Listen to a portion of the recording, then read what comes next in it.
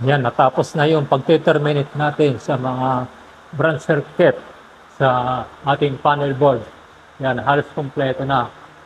Pero may mga kulang pa dito.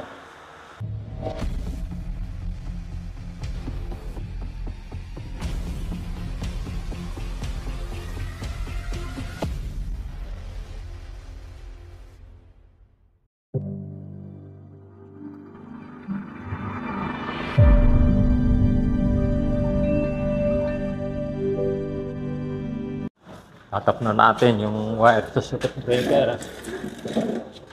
Gawin natin to. Babaluktot ko lang to.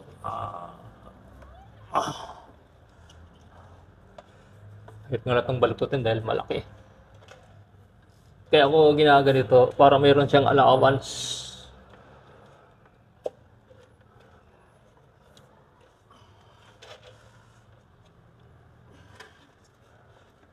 Ano, lagyan natin ng allowance para pag nagkaroon ng problema yan sa wire, meron pa tayong may kokam mapuputol. Yan. Ito nakakuyan lang dyan yan.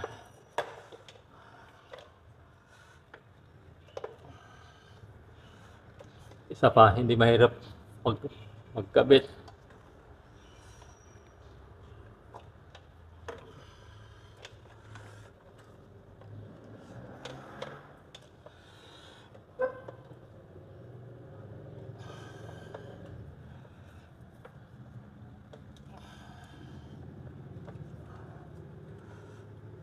Medyo matigas nga lang to kasi malaki siya.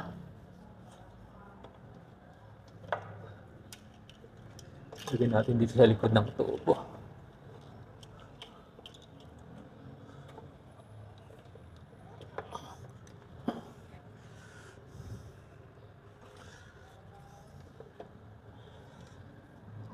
Ayan.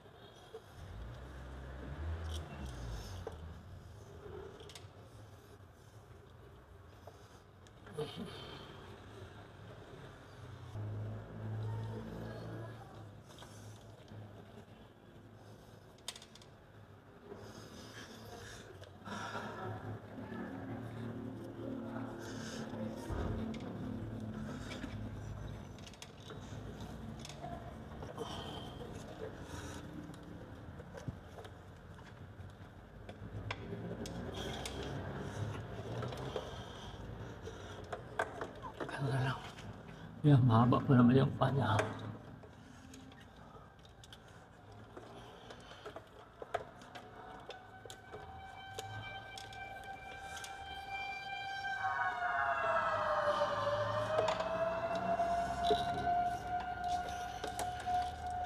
Eh, sunog na naman! Ha?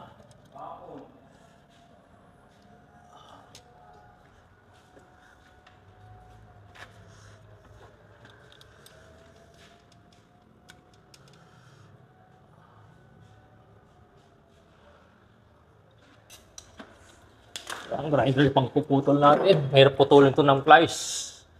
Kasi ubod ng tigas nito.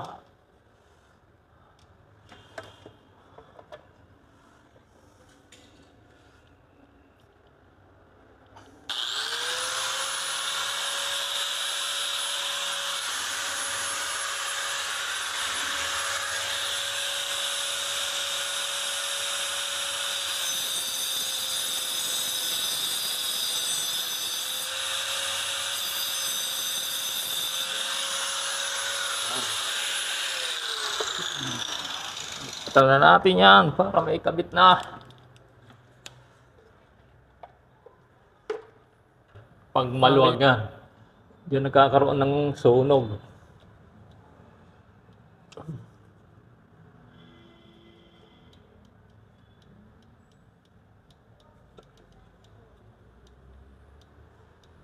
Hirap naman pag nasobrahan ng higpit, malulustrid naman siya.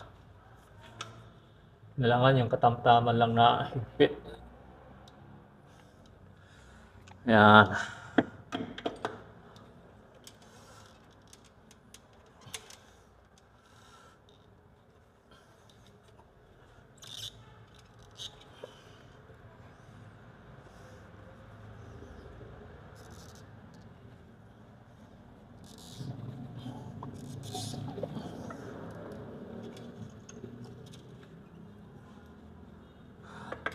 Susunod yung pangalawa.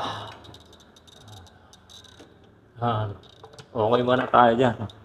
Parehas lang naman ang gagawin natin. Wire circuit breaker. Ito ang okay na isa. Naikabit ko na yung main line sa main circuit breaker.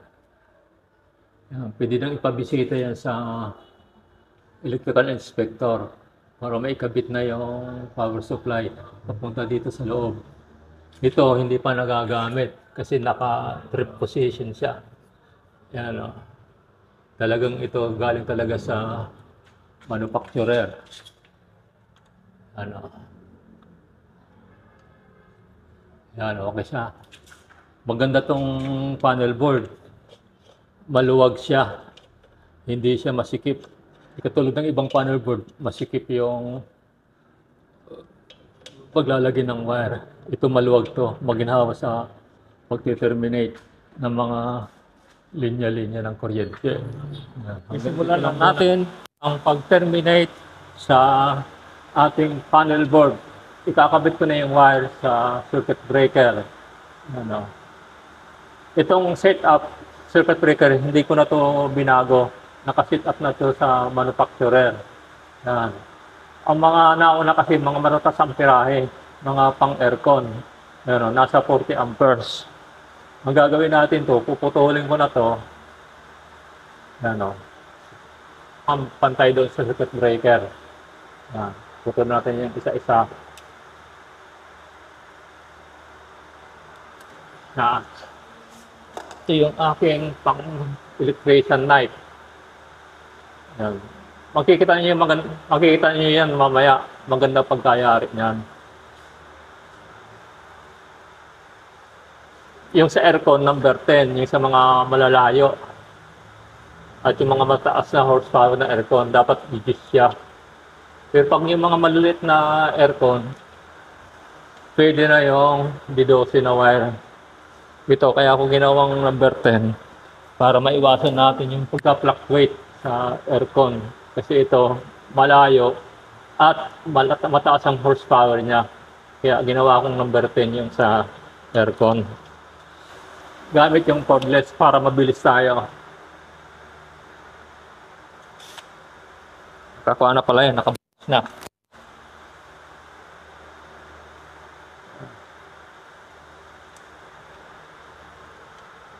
Ganyan lang siya.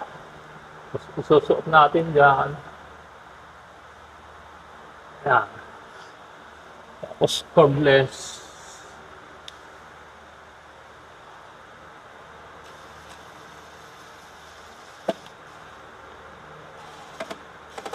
Yan. Maganda tong panato maluwag. Yung mga lumang circuit breaker, masikip. Itong maluwag ang space, makakabuelo ka. Hindi ako nakabili ng cable tie. Lalagyan ko ng cable tie para magandang tingnan. Maganda yung ganyan, nakatago yung wire niya. Tapos, puputulin natin. Yan, ganyan lang. Kasi ito may sumobra na wire. Tapos tatalo pa natin. Ganyan lang. Di ba mabilis lang. ito malalakas na horsepower. Mga apat ito, 1.5 horsepower. Kaya nilakihan ko na, tapos malayo siya. Tapos konting pilipit lang. Yan.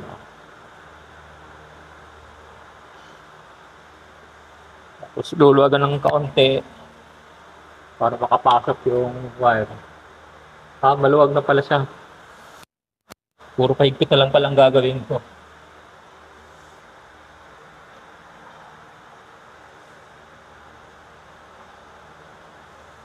Yan o. Kita na natin. Yan. Mamaya imamanwal natin ng higpit yan. Tapos ito, ibababa natin to. Kasi maikli ito. Sa ibaba natin ito ikakabit. Ganyan lang.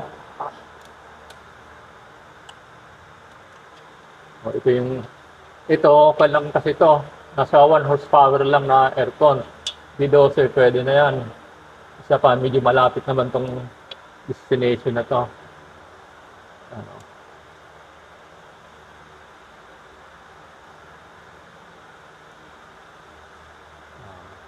Putulin ko lang tong isa.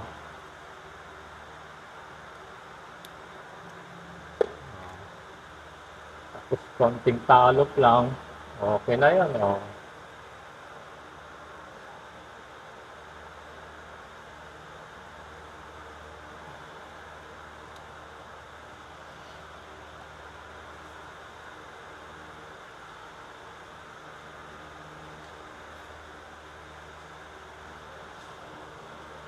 Tapos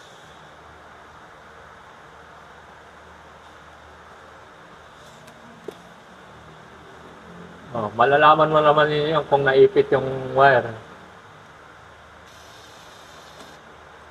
Pag hinila mo yan, tulad niya, hindi pala naka-connect. Bali yung butas na napasukan natin. Tatama na siguro yan.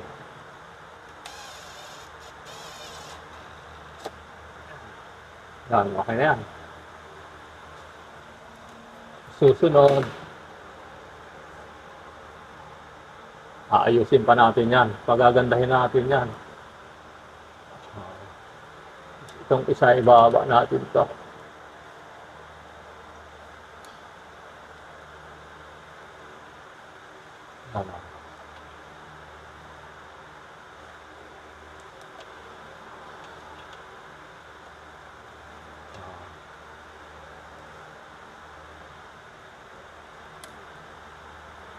Squirrel hin para siyang kan.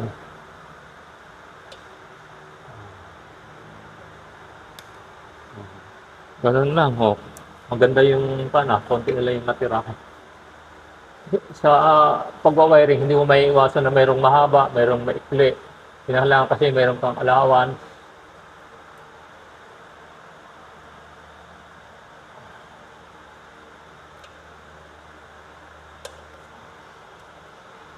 Konting pilipit lang para madaling maipit doon sa circuit breaker.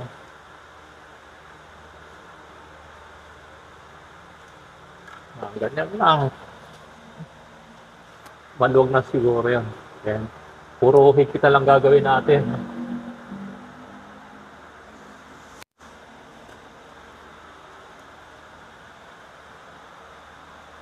Higpit na natin.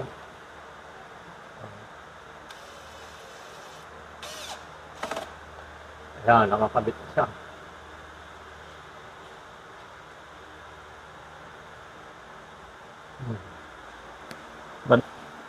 Yan, natapos na yung pag-terminate natin sa mga branch circuit sa ating panel board. Yan, halos kompleto na. Pero may mga kulang pa dito. Yung para doon sa X-ray machine, hindi ko pa nalalagyan. Ito yung para sa X-ray machine. Yan. Patapos meron tayong 3 spare. Yan, naghihintay na lang ito sa final inspection para makabitan na kami ng metro ng kuryente. Yan. Pag na-approve na yan, pwede na namin gamitin tong circuit breaker, itong panel board. Yan, pwede ko nang paganahin yung mga outlet, mga ilaw, kapag mayroon ng supply na galing sa Meralco.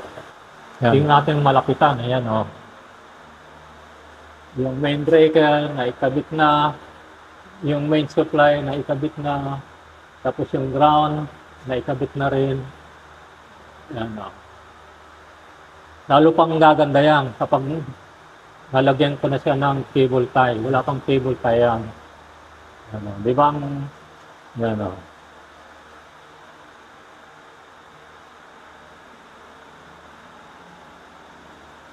Yan, mag-iikot muna tayo bago ko uuwi.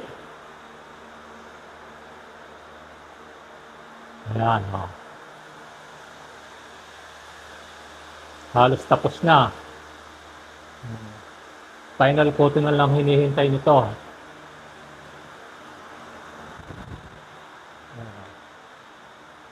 Yung paglalagay ng aircon, naka-ready na. Ilaw na lang ang hinihintay niyan. Tapos yung mga switches, hindi ko pa naikakabit. Yan. Sa pagbalik ko uli, naikakabit ko na yung mga switches. Yan, naka-ready na yung lahat ng mga ilaw. Itong pinto, hindi pa naikakabit. Yan, naka-ready na yan. Yung sa aircon din, naka-ready na yan. Oh. Dito medyo madilim pa dahil hindi pa wala pang ilaw. Mga temporary lang yung ilaw natin. Ito, temporary lang yung ilaw natin.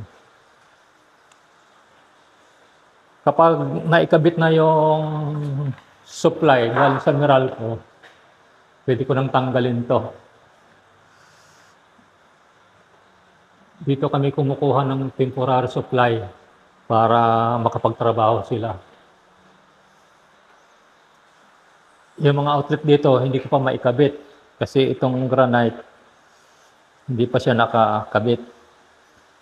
Dito sa loob, naikabit na yung mga granite, kaya naikabit ko na yung mga outlet. Hinihintay ko na lang yung finishing. Yung mga naka-plastic pa yan para hindi madumihan sa pagpipintura. Sa oras na matapos yung pintura, ipipix ko na yung mga outlet na yan. Yung exhaust fan, nakaabang na rin. Tapos yung sa ilaw, nakaabang na rin. Yung sa exhaust fan, hindi ko pa nilalagay yung takip. Madudumihan lang yan. Ayan, o.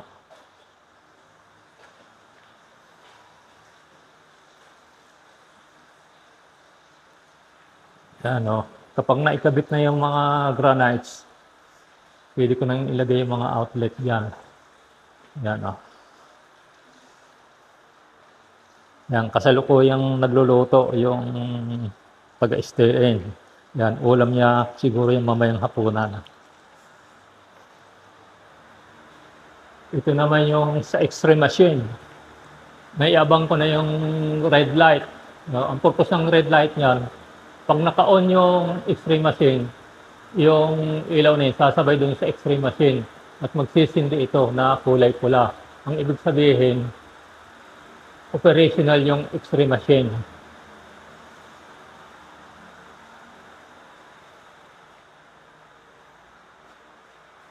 Hindi ko pa naikakabit yung mga switches nito. Pagbalik ko siguro, may kakabit ko na ang mga switches ng ilaw. Yan, o. Yung mga ilaw namin dito, temporary lang. Yan, mga nakasabit lang. Kapag naikabit na yung supply ng Meralco, maaari ko nang i-energize to para mapagana ko na yung mga kuryente para sa ilaw. Yan. Hanggang dito na lang muna sa aking pagbibideo.